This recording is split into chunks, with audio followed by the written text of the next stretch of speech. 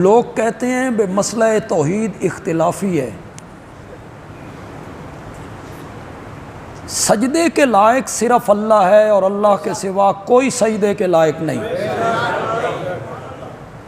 یہ بیان کرنا اختلافی مسئلہ ہے۔ انا للہ، مصائب میں، مشکلات میں، دکھوں میں، غموں میں غائبانہ پکار کے لائق صرف اللہ ہے۔ اللہ کے سوا کوئی غائبانہ پکاریں سننے والا نہیں ہے۔ لوگ کہتے ہیں یہ اختلافی مسئلہ ہے۔ عالم الغیب صرف رب کی ذات ہے، اس کے سوا کوئی فرشتہ، کوئی جن، کوئی انسان، کوئی ولی، نبی، پیغمبر عالم الغیب نہیں ہے۔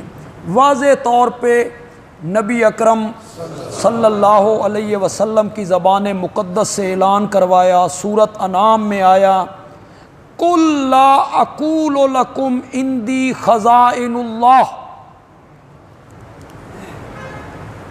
میرے پیغمبر آپ اعلان کریں کہ میں تم سے نہیں کہتا کہ میرے پاس اللہ کے خزانے ہیں،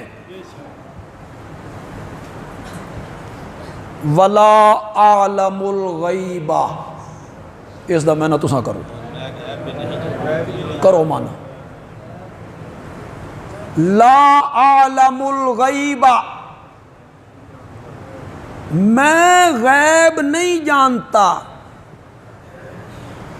کتنا واضح اعلان ہے اور نبوت کی زبان سے ہے۔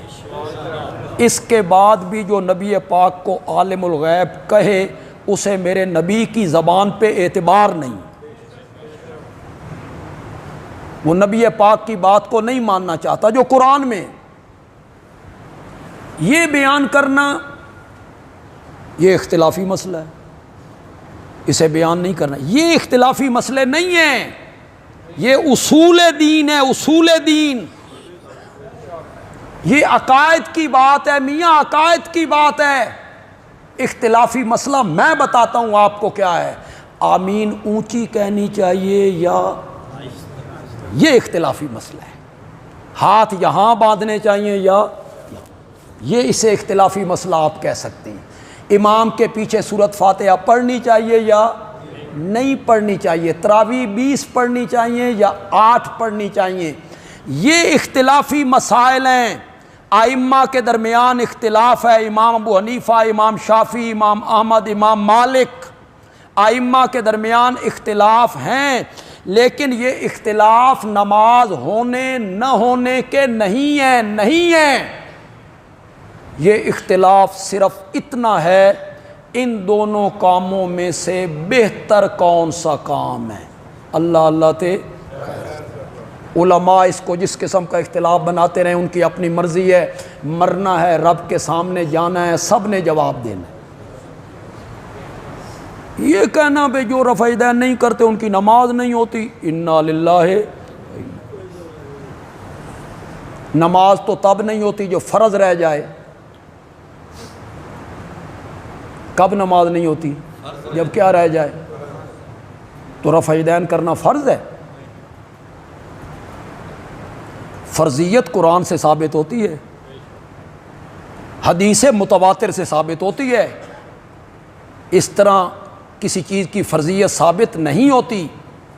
یہ اختلافی مسائل ہیں نا، تراویح کتنی پڑھنی ہے، آمین کیسے کہنی ہے، ہاتھ کہاں باندھنا ہے، یہ فروعات میں اختلاف ہے میاں۔